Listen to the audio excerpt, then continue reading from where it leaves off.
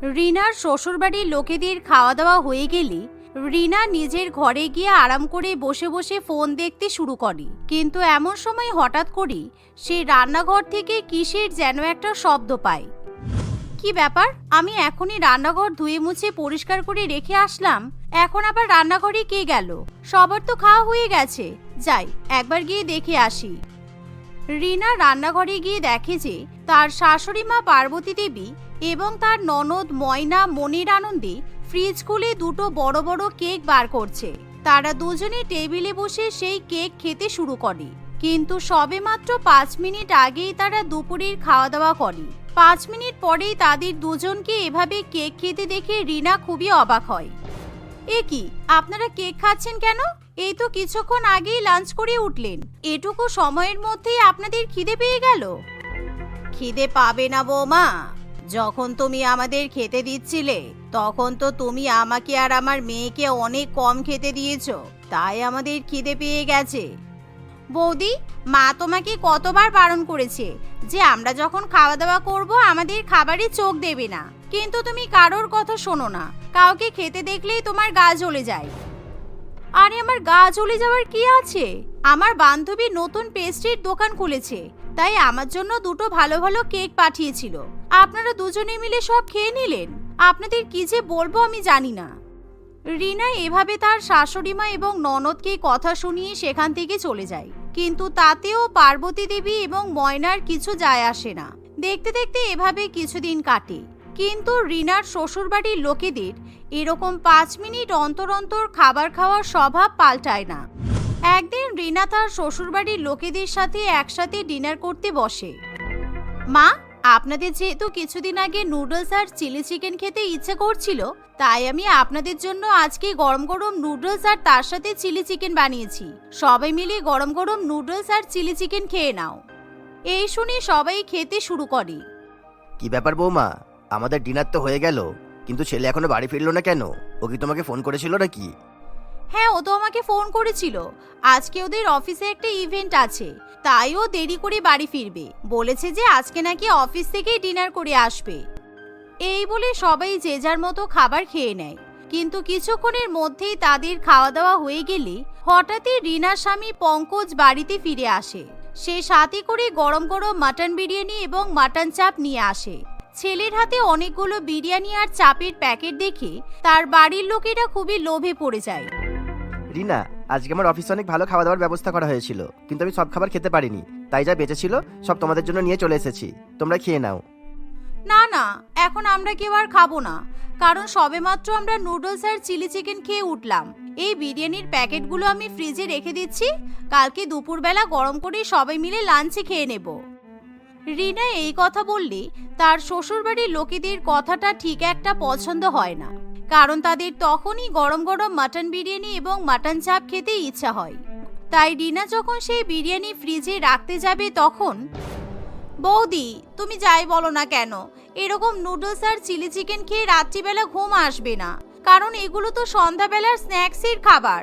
তুমি বরঞ্চ একটা কাজ করো, এই বিরিয়ানিগুলো ফ্রিজে তুলে রেখো না, আমরা এখনই সবাই মিলে বিরিয়ানি আর চাপ খেয়ে নেব।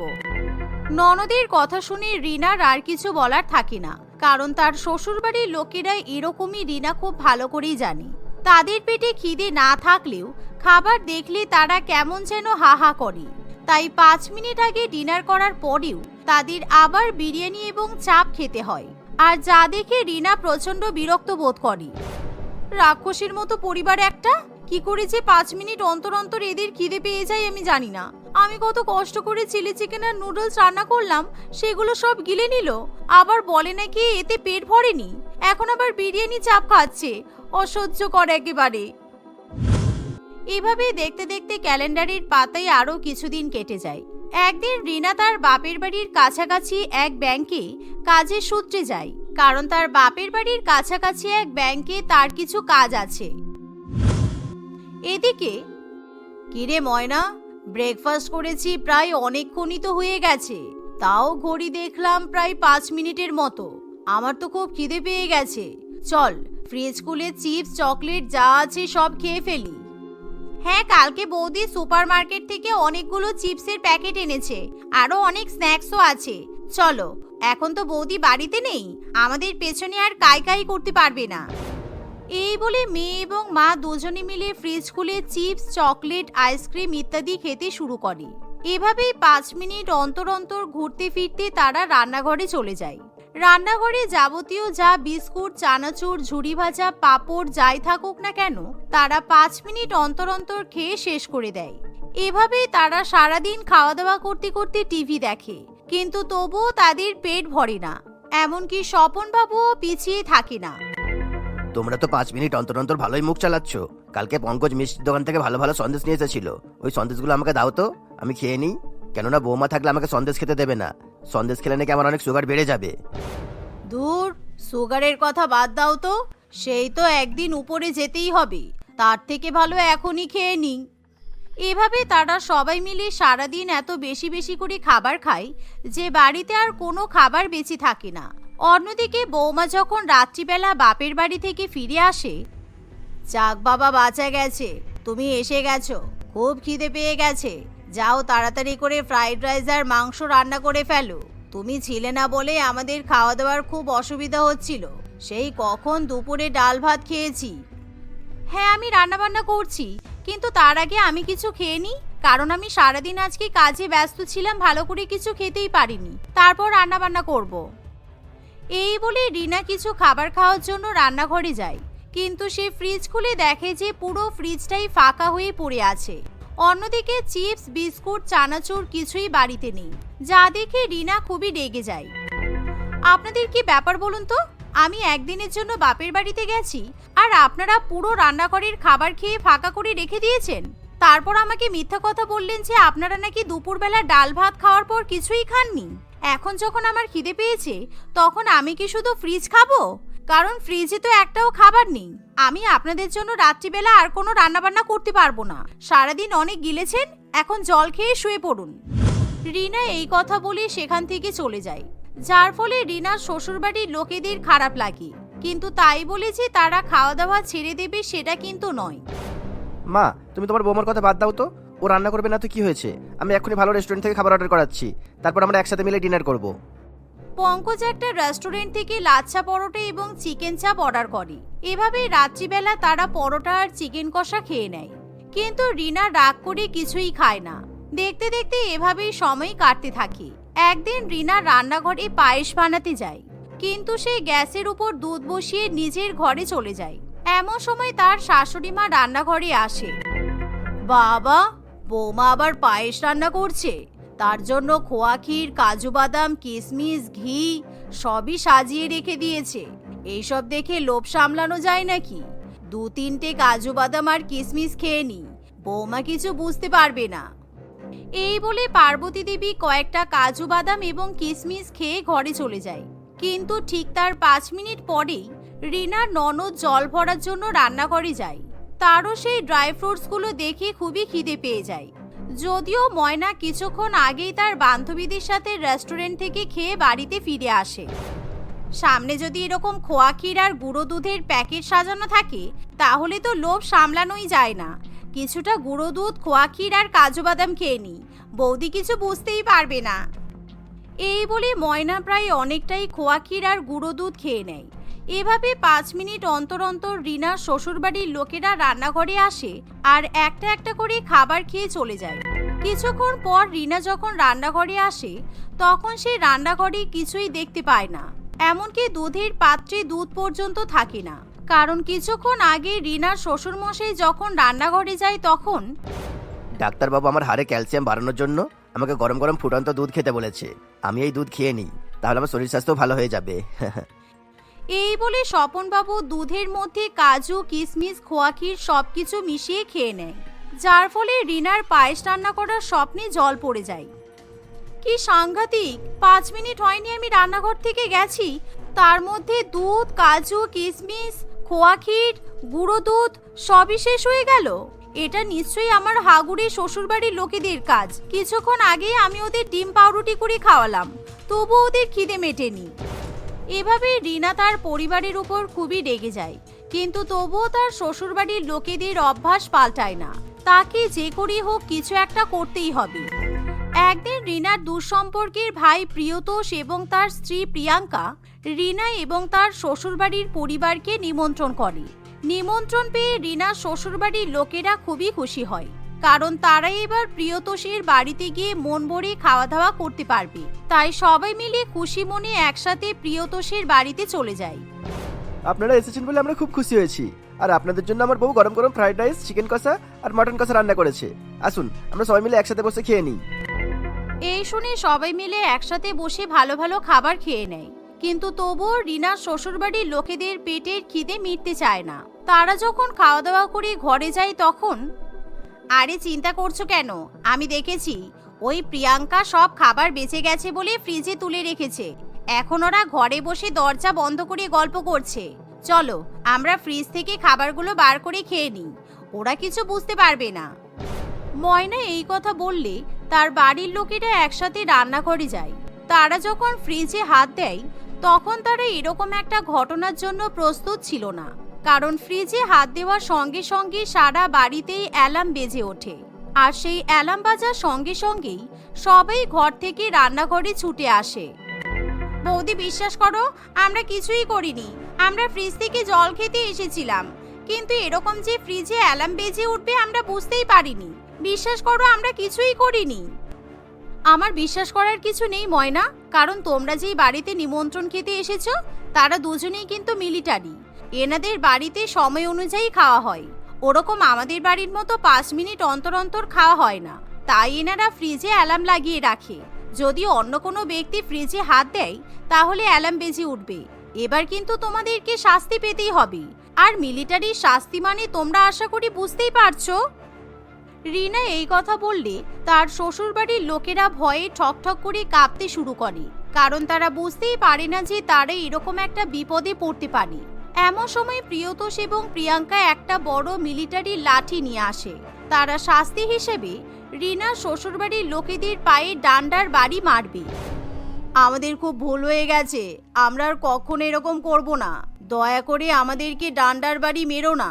তোমাদের থেকে আমি আর আমার বর কিন্তু বয়সে বড়, এরকম করতে নেই। আমরা আর কখনো 5 মিনিট ছাড়া ছাড়া খাবার খাবো না, আমাদের ভুল হয়ে গেছে। বৌমা তুমি ওনাদেরকে বলো আমাদের ছেড়ে দিতে, আমরা আর 5 মিনিট অন্তর অন্তর খাবার খেয়ে তোমাকেও কখনো বিরক্ত করব না। সেদিনের পর থেকে রিনার শ্বশুরবাড়ির লোকেরা আর কখনো 5 মিনিট ছাড়া ছাড়া খাবার খেতে চায় না। তারা ধীরে ধীরে নিজেদের বাজে অভ্যাস ত্যাগ করে। অর্পিতা তার স্বামী কুমার এবং তার 2 যমজ মেয়ে রিঙ্কি ও পিঙ্কির সঙ্গে বাস করত। রিঙ্কি ও পিঙ্কির বয়স ছিল মাত্র 2 বছর। খুবই হাসি খুশি পরিবার ছিল তাদের। কুমার সরকারি চাকুরিজীবী ছিল। তার খুব ইচ্ছে ছিল সে তার 2 মেয়েকেও তার মতো উচ্চশিক্ষিত করে সমাজে প্রতিষ্ঠিত করে তুলবে, কিন্তু দুর্ভাগ্যবশত একদিন একটা অ্যাক্সিডেন্টে কুমারের মৃত্যু হয়। অর্পিতা তার যমজ 2 মেয়েকে নিয়ে অসহায় হয়ে পড়ে। সে তার মেয়েদের মানুষ করার জন্য একটা ওষুধ তৈরির ফ্যাক্টরিতে কাজ করা শুরু করেছিল। সময়ের সঙ্গে সঙ্গে তার 2 মেয়ে বড় হতে থাকে। আমার মেয়েরা বড় হচ্ছে, এবার এদেরকে স্কুলে ভর্তি করতে হবে। কুমারের খুব ইচ্ছে ছিল মেয়েদের পড়াশোনা করানোর, নিজের পায়ে দাঁড় করানোর, কিন্তু কুমার এখন নেই তাতে কি হয়েছে? আমি আমার 2 যমজ মেয়েকে ওদের বাবার মতো করেই গড়ে তুলব। অর্পিতা দিনরাত পরিশ্রম করতে থাকে। সে তার 2 মেয়েকে একটা ভালো স্কুলে ভর্তি করে দেয়। রিঙ্কি, পিঙ্কি, তোরা কিন্তু মন দিয়ে পড়াশোনা করবি, তোদের কিন্তু বাবার ইচ্ছে পূরণ করতেই হবে।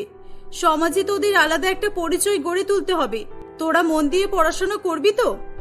অর্পিতার কথা শুনে তার বড় মেয়ে রিঙ্কি চুপ করে থাকে, কিন্তু পিঙ্কি তার মায়ের কথার উত্তর দিয়ে বলে, হ্যাঁ মা, আমি খুব ভালো করে পড়াশোনা করব, আর তুমি দেখবে একদিন আমি বাবার মতো অনেক বড় মানুষ হব। অর্পিতা তার 2 মেয়েকে স্কুলে দিয়ে আসে। পিঙ্কি মন দিয়ে পড়াশোনা করতে থাকে, কিন্তু রিঙ্কির পড়াশোনার প্রতি কোনো মনোযোগ ছিল না। স্কুলের প্রথম দিন থেকেই সে ফাঁকি দেওয়া শুরু করেছিল। সে ক্লাসের পড়া মন দিয়ে শোনার চেষ্টা করত না, কোনো রকমে সে টেনে টুনে পাশ করত। এরকম ভাবে কয়েক বছর কেটে যায়। একদিন তাদের স্কুল থেকে অর্পিতাকে ডেকে পাঠানো হয়। আপনার 2 যমজ মেয়েকে দেখে আমরা ভীষণ অবাক হই।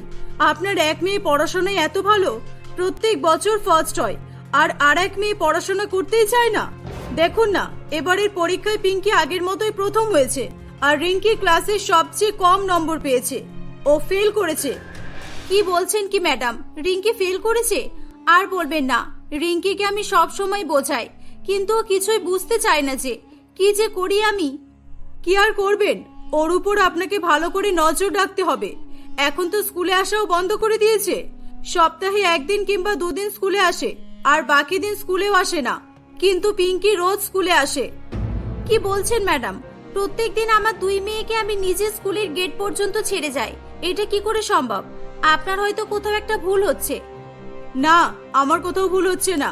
অ্যাটেন্ডেন্সের খাতা আছে, আপনি চাইলে দেখে নিতে পারেন। ম্যাডামের কথা শুনে রিঙ্কি চুপ করে ভয়ে দাঁড়িয়ে থাকে। হ্যাঁ মা, ম্যাডাম ঠিকই বলেছেন। তুমি প্রত্যেকদিন আমাদেরকে স্কুলে দিয়ে যাও, আর তারপরে রিঙ্কি স্কুল থেকে পালিয়ে যায়। আর আমি তোমাকে বলে দেব বললে এ আমাকে খুব মারে। আর জানো মা, এর গায়ে না অনেক শক্তি, আমাকে অনেক জোরে জোরে কিল ঘুষি মারে। আমি ওর কিল ঘুষি খাওয়ার ভয়ে তোমাকে কিচ্ছু বলিনি। পিঙ্কির কথা শুনে অর্পিতা খুবই রেগে যায়। সে সেখানে পিঙ্কিকে মারধর করতে শুরু করে। অনেক মারধর খাওয়ার পরেও পিঙ্কি স্ট্যাচুর মতো দাঁড়িয়ে থাকে। তাকে দেখে মনে হচ্ছিল তার গায়ে কোনো রকমের আঘাত লাগছে না, তার মুখ থেকে কোনো শব্দ পর্যন্ত বেরোয়নি, আর নাইবা তার চোখ থেকে এক ফোঁটা জল পড়েছিল। আরে আরে ছেড়ে দিন, এভাবে আর কত মারবেন? দেখছেন ম্যাডাম, আমি কোনো রকম ভাবে একে ভয় দেখাতে পারি না। এতগুলো মারলাম, দেখুন এর কিছু হলো? তোর গায়ে লাগে না নাকি বলতো? তুই কি মেয়ে হয়েছিস? হ্যাঁ, তোর জন্য আমাকে সব জায়গায় ছোট হতে হচ্ছে। তুই স্কুলে না এসে কোথায় যাস আমাকে বলতো? কি হলো, চুপ করে আছিস যে? বল। কোথাও না, আমি কিছু বলবো না। তুমি আমাকে যত ইচ্ছা মারো, আমার একটুও লাগে না। অর্পিতা রিঙ্কিকে নিয়ে খুবই দুশ্চিন্তায় পড়ে। সে রিঙ্কির প্রতি আরো কড়া নজর রাখবে বলে ঠিক করে। একদিন দুই মেয়েকে স্কুলে ছেড়ে দেওয়ার পর অর্পিতা স্কুলের বাইরে একটা জায়গায় লুকিয়ে বসেছিল। আজকে দেখি রিঙ্কি ক্লাস না করে কোথায় যায়। এরকম ভাবে আমি আমার মেয়েটাকে নষ্ট হতে দেব না। অর্পিতা কিছুক্ষণ পর দেখে রিঙ্কি স্কুল থেকে বাইরে বেরিয়ে আসছে। রিঙ্কি তাদের স্কুলের পাশে একটা মাঠের দিকে যায়। তার মাও রিঙ্কির পেছন পেছন যায়। সেখানে রিঙ্কির জন্য বেশ কিছু সমবয়সী ছেলেরা অপেক্ষা করছিল। তাদের কাছে একটা ফুটবলও ছিল। এই তো রিঙ্কি চলে এসেছে। এই রিঙ্কি, চল চল এবার খেলা শুরু করি। আমরা অনেকক্ষণ থেকে তোর জন্য ওয়েট করছিলাম। এই সবাই শোন, আজকে কিন্তু রিঙ্কি আমাদের টিমে খেলবে, কেননা রিঙ্কি যাদের টিমে থাকে সব সময় তারাই জেতে। আজকে তাই আমরা রিঙ্কিকে নেব, আগেই বলে দিচ্ছি। এই চুপ কর, আমি কার টিমে খেলবো আর কার টিমে খেলবো না সেটা আমি ঠিক করব। কেউ কিছু বললে না এক্ষুনি মেরে মুখ ফাটিয়ে দেব। কালকে বল্টুকে কেমন মেরেছিলাম মনে আছে তো? এই আমরা তো রোজই ফুটবল খেলি, চল না আজকে আমরা অন্য কিছু খেলি। অন্য কিছু কি খেলবো সেটা তো তুই বল। আজকে আমরা বক্সিং খেলি, চল।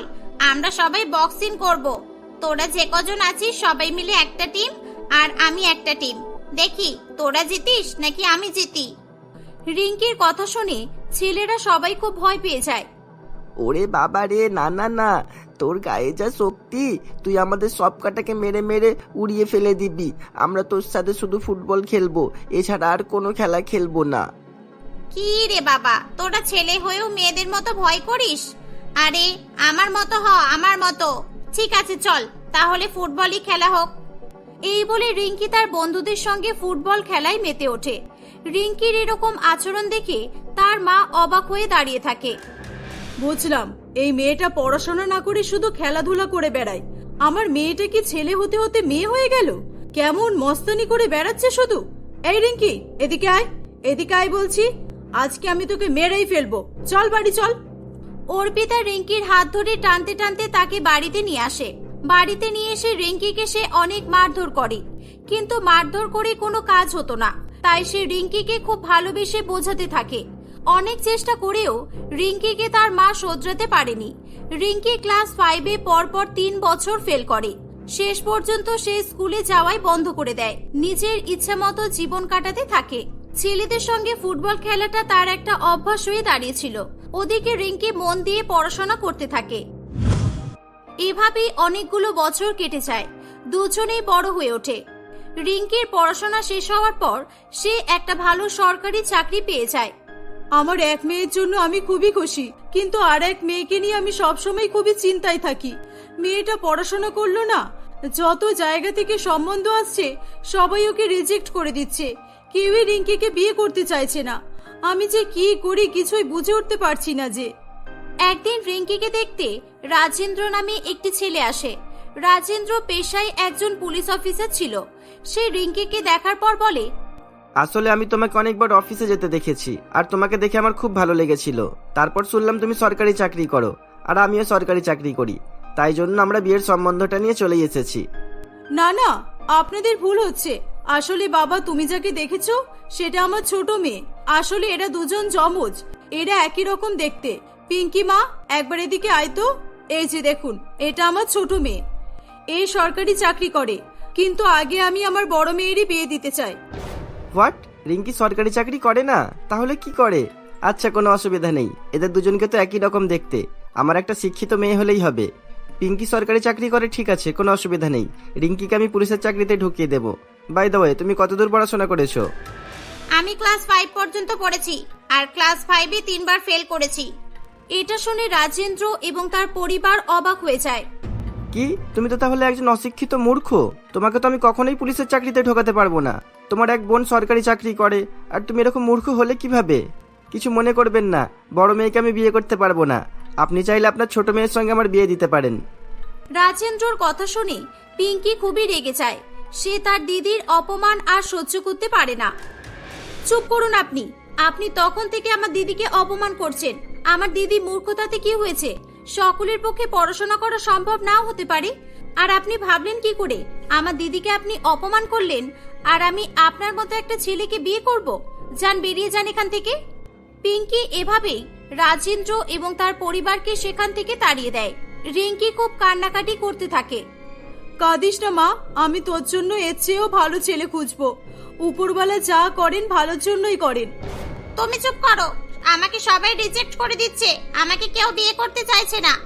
সবাই তোমার শিক্ষিত সরকারি চাকরিজীবী মেয়েকে বিয়ে করতে চাইছে। উপরওয়ালা আমার সঙ্গে ভালো কিচ্ছু করছে না। পিঙ্কির সঙ্গে ছোটবেলা থেকে সবকিছু ভালো হয়ে আসছে। তুমি ওকে পড়াশোনা শিখিয়ে এত ভালো জায়গায় পৌঁছে দিয়েছো, আর আমার জন্য তুমি কি করেছো? তোমার তো একটাই মেয়ে, আমি তো তোমার কেউ না। রিঙ্কির মুখে এমন কথা শুনে অর্পিতার খুবই খারাপ লাগে। এভাবেই সময় কাটতে থাকে। পিঙ্কি মনে মনে ভেবেই রেখেছিল যতক্ষণ না তার দিদির বিয়ে হচ্ছে সে নিজেও বিয়ে করবে না। একদিন অফিস থেকে বাড়ি ফিরতে পিঙ্কির অনেক রাত হয়ে গিয়েছিল। তখন বাজে প্রায় রাত 11টা। পিঙ্কি একা একা রাস্তা দিয়ে হেঁটে হেঁটে আসছিল।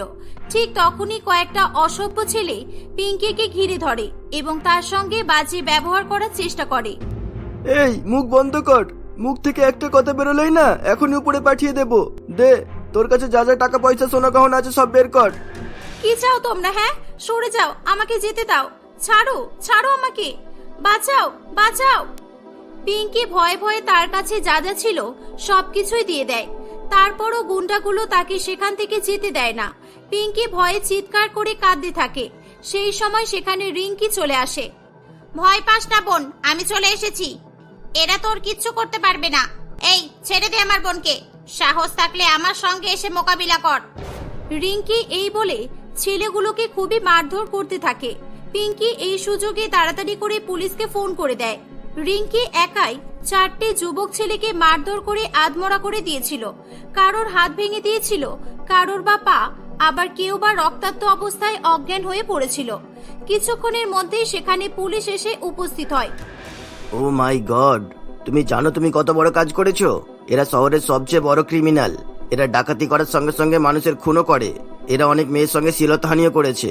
তুমি একটা মেয়ে হয়ে কোনো রকমের অস্ত্র ছাড়াই এই বড় ক্রিমিনালগুলোকে মারলে কিভাবে? আমরা অনেক বছর ধরে এদের ধরার চেষ্টা করছিলাম। তোমাকে স্যালুট ম্যাডাম। পরের দিন খবরের কাগজে রিঙ্কির সাহসিকতার ঘটনা তুলে ধরা হয়। টিভিতে, নিউজে, সব জায়গায় শুধু রিঙ্কিকে নিয়ে আলোচনা চলতে থাকে। রিঙ্কিকে সরকার থেকে 20 লক্ষ টাকা দিয়ে পুরস্কৃত করা হয়। শুধু তাই নয়, শিক্ষাগত যোগ্যতা না থাকা সত্ত্বেও রিঙ্কিকে পুলিশ অফিসার পদে নিয়োগ করা হয়। তাকে তাদের এলাকার থানায় নিয়োগ করা হয়েছিল। পিঙ্কি এবং তার মা খুবই খুশি হয়। রিঙ্কি প্রথম দিন পুলিশ অফিসারের কাস্টম পরে থানায় যায়। রাজেন্দ্র ওই থানারই পুলিশ অফিসার ছিল। সে রিঙ্কিকে দেখে বলে, রিঙ্কি, আমি ভাবতেও পারিনি তুমি একদিন এই জায়গায় পৌঁছাতে পারবে। আমি তোমাকে একদিন খুব অপমান করেছিলাম। তুমি দয়া করে আমাকে ক্ষমা করে দাও, আর তুমি আমাকে বিয়ে করো প্লিজ। তুমিও সরকারি চাকরি করো আর আমিও সরকারি চাকরি করি, আমাদের তো আর কোনো অসুবিধা থাকবে না। সরি, সেদিন তুমি আমাকে রিজেক্ট করেছিলে, আর আজকে আমি তোমাকে রিজেক্ট করছি। যাও গিয়ে নিজের কাজ করো, আর আজ থেকে তোমাকে আমার সব কথা শুনে চলতে হবে, কারণ আমি তোমার থেকে সিনিয়র। এভাবে পিঙ্কি রাজেন্দ্রকে রিজেক্ট করে দেয়। কিছুদিনের মধ্যেই পিঙ্কি এবং রিঙ্কির জন্য একটা ভালো পরিবার থেকে সম্বন্ধ আসে। ওই পরিবারের দুই ভাই মোহিত এবং জিতের সঙ্গে রিঙ্কি ও পিঙ্কির বিয়ে হয়ে যায়। অর্পিতা তার স্বামীর ইচ্ছা পূরণ করতে পেরে খুবই খুশি হয়। তারা হাসি খুশি বসবাস করতে থাকে।